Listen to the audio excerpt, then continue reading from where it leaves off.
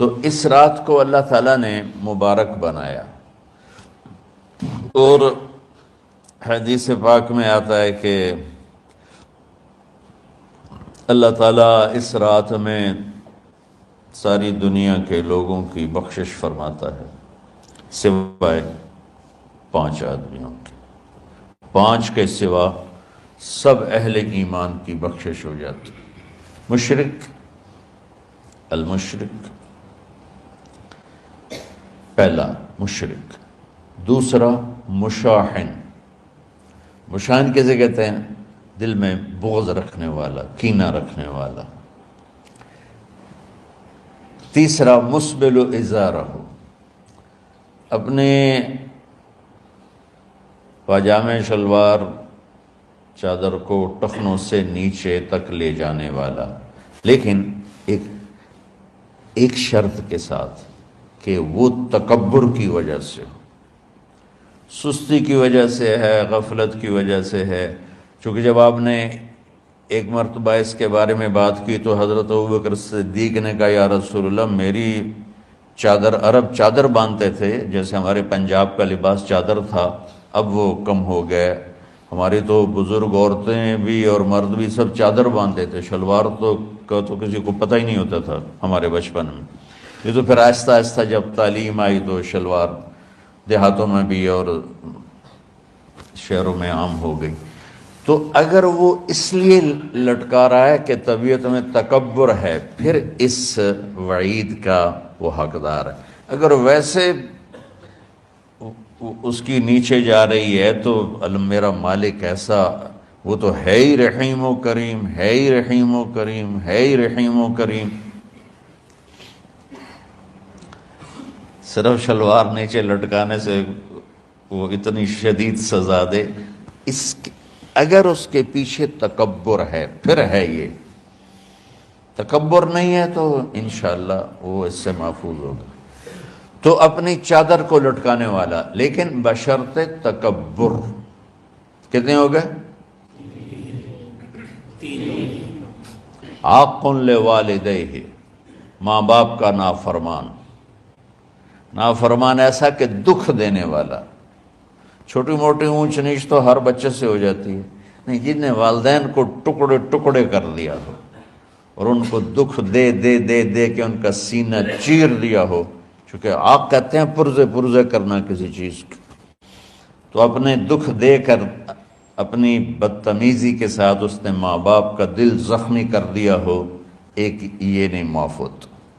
5واں مدمن خمر، مسلسل شراب پینے والا، مستقل جو شراب کا عادی ہو۔ ان 5 کو مؤخر کر دیا جاتا ہے۔ معافی نہیں ہونے کا مطلب یہ نہیں کہ اللہ تعالیٰ کبھی معاف نہیں کرے گا، معافی نہ ہونے کا مطلب یہ ہے کہ یہ 5 ایسے گناہ ہیں کہ اس کی وجہ سے بخشش رک جاتی ہے۔ اگر وہ شرک سے نکل آئے، وہ کینہ سے نکل آئے، وہ تکبر سے نکل آئے، وہ والدین کی نافرمانی سے نکل آئے، شراب چھوڑ دے، تو ان کی بھی بخشش ہو جاتی۔ جب کوئی توبہ کرے گا فوراً بخشش ہو جائے گی۔ نہ 15 شعبان کی ضرورت ہے، نہ لیلۃ القدر کی ضرورت ہے، نہ بیت اللہ جانے کے ساتھ توبہ کی شرط ہے۔ جہاں بھی وہ بیٹھ کے توبہ کرے گا، جس لمحے میں کرے گا، اسی وقت اس کی توبہ قبول ہوگی اور اللہ اس کے پچھلے سارے گناہوں کو معاف فرما دے گا۔